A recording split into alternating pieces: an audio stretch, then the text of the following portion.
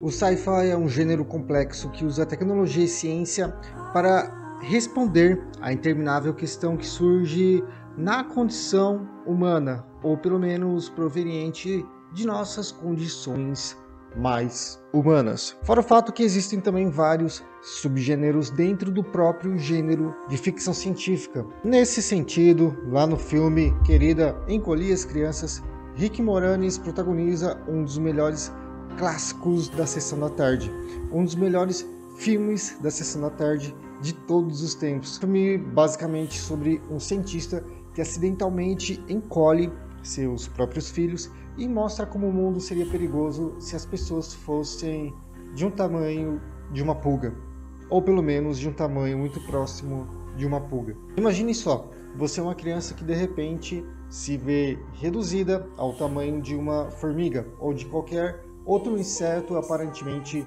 muito pequeno. E o mundo ao seu redor, que antes era totalmente familiar, agora é um mundo totalmente cheio de perigos que podem acabar com a tua vida em qualquer momento. Cada objeto comum, cada pedaço de comida, cada inseto se torna uma enorme ameaça e um desafio a ser superado nesse filme. É exatamente essa situação em que essas crianças do filme se encontram depois que uma invenção que o seu pai estava fazendo acaba dando errado, e muito errado.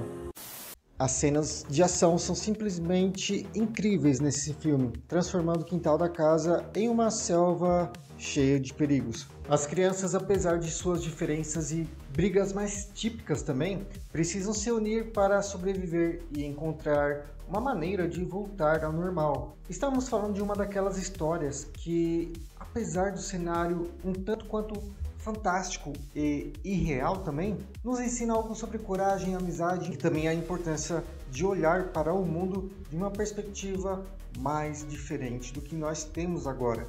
A temática do encolhimento até hoje é muito lembrada por essa mesma obra. O filme não é tão engraçado e curioso quanto a gente pensava se formos assistir hoje novamente. E isso acontece, mas o Rick Moranis praticamente seria um cara que leva esse filme inteiro nas costas, com seus trejeitos um tanto quanto engraçados de cientista. O filme também é uma cápsula do tempo dos efeitos especiais pré-CGI e um lembrete de uma era em que os filmes dependiam muito mais de maquetes, animatrônicos e truques de câmera para criar uma magia na tela. Os efeitos estão datados, sim, mas nem por isso não funcionam em sua maioria. Pelo contrário, eles ainda podem ser muito bem apreciados. Para muitos de nós que crescemos nos anos 90, esse filme é praticamente um marco, um clássico que nunca perdeu seu charme e não importa quantas vezes possamos ainda assistir.